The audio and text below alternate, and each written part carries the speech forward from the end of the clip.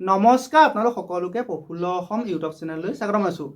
যদি আপোনালোক চেনেলটোলৈ প্ৰথমবাৰৰ বাবে আহিছে, প্লিজ চেনেলটো ছাবস্ক্ৰাইব কৰি দিব, ভিডিঅ'টো এটা লাইক কৰি দিব, আৰু যিসকল দাদা বাইদেউ ভাইটি ভণ্টি আৰু বন্ধু বান্ধৱীয়ে অসম বন বিভাগৰ নতুন এডভাৰটাইজমেণ্টৰ বাবে অপেক্ষা কৰি আছে, তেওঁলোকলৈ ভিডিঅ'টো শ্বেয়াৰ কৰি দিব।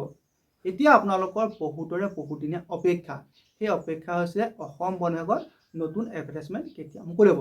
আপোনালোকৰ সেই বহুদিনীয়া অপেক্ষাৰ অন্ত পৰি অসম বন বিভাগৰ ফালৰ পৰা নতুনকৈ Forester grade 1, forest guard, AFPF, DM আছাৰ, ড্ৰাইভাৰ কনষ্টেবলৰ ড্ৰাইভাৰ, আপোনালোকৰ টোটেল 6টা বিভাগত বহুখিনি নতুনকৈ মুকলি হৈছে। এতিয়া আপোনালোকৰ মাজৰে বহুতে আপোনালোকৰ যিটো ড্ৰাইভাৰ কনষ্টেবল এপ্লাই কৰিলে। এতিয়া আপোনালোকৰ অসম বন বিভাগৰ ফালৰ পৰা নতুনকৈ ফৰেষ্ট গাৰ্ডৰ যি 504টা পদ মুকলি হৈছে। সেই 504টা পদত এপ্লাই কৰিবলৈ বয়স কিমান হ'ব লাগে, এডুকেশ্যন কোৱালিফিকেশ্যন কিমান হ'ব লাগে, আৰু ইয়াৰ যিটো চিলেকশ্যন প্ৰচেছ, সেই চিলেকশ্যন প্ৰচেছটো কেনেকুৱা হয়, আৰু হাইটটো কিমান হ'ব লাগে, এই ভিডিঅ'টো গোটেইখিনি জনাই দিম। গতিকে ভিডিঅ'টো শেষলৈকে চাই থাকিব। এতিয়া আপোনালোকৰ অসম বন বিভাগৰ ফালৰ পৰা নতুনকৈ ফৰেষ্ট গাৰ্ডৰ যি 504টা পদ মুকলি হৈছে, তাত আপোনালোকৰ মেল কেন্দ্ৰৰ বাবে টোটেল পষ্ট আছে 353টা, আৰু ফিমেলৰ বাবে টোটেল পষ্ট আছে 151টা। আনৰিজাৰ্ভত মেলৰ বাবে আছে 193টা, আৰু ফিমেলৰ বাবে আছে 83টা।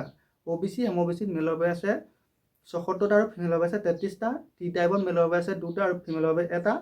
SCত মেলৰ বাবে আছে 11টা, আৰু ফিমেলৰ বাবে আছে 5টা। ST-Pত মেলৰ বাবে আছে 69টা, আৰু ফিমেলৰ বাবে আছে 29টা।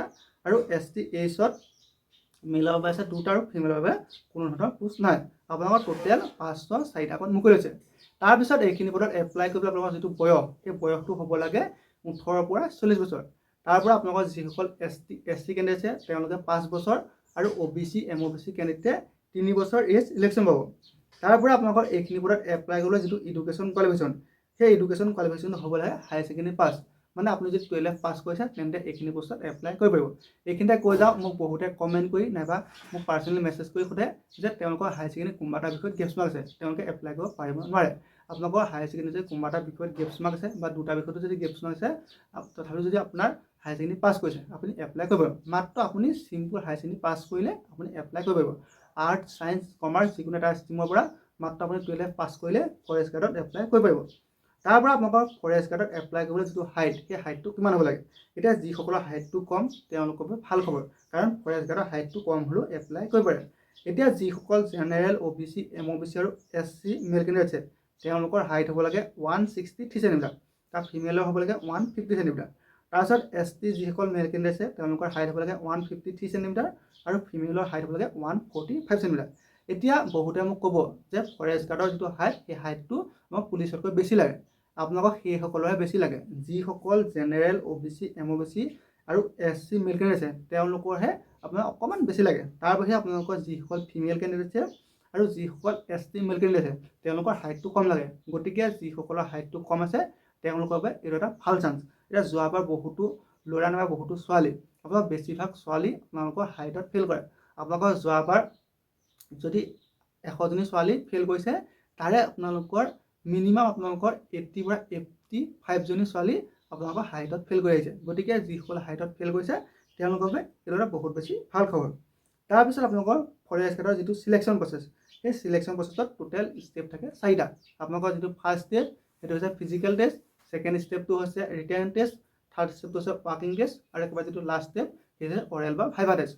এতিয়া আপোনালোকৰ ফৰেষ্ট গাৰ্ডৰ যিটো চিলেকশ্যন প্ৰচেছ, তাৰ যিটো ফাৰ্ষ্ট ষ্টেপ সেইটো হৈছে ফিজিকেল টেষ্ট।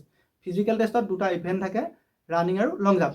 ৰানিঙত আপোনালোকৰ ল'ৰাসকলে 3200 মিটাৰ আৰু ছোৱালীসকলে 1600 মিটাৰ দৌৰিব লাগে। তাৰপিছত আপোনালোকৰ লং জাম্পটো ল'ৰাসকলে 16.5 ফুট লং জাম্প মাৰিলে এক্সিলেণ্ট, আৰু ছোৱালীসকলে 12 ফুট 10 ইঞ্চি লং জাম্প মাৰিলে এক্সিলেণ্ট। তাৰপৰা যিটো ছেকেণ্ড ষ্টেপ সেইটো হৈছে ৰিটেন টেষ্ট। ৰিটেন টেষ্টত 100টা মাল্টিপুল চইচ কুৱেশ্যন আহিব। প্ৰত্যেকটো কুৱেশ্যনৰ হাফ মাৰ্কে, টোটেল কুৱেশ্যন হ'ব 100, আৰু টোটেল মাৰ্ক হ'ব 50। আৰু আপোনালোকৰ যিটো পৰীক্ষা হ'ব সেই পৰীক্ষাটোত কোনো ধৰণৰ নিগেটিভ মাৰ্ক নাই।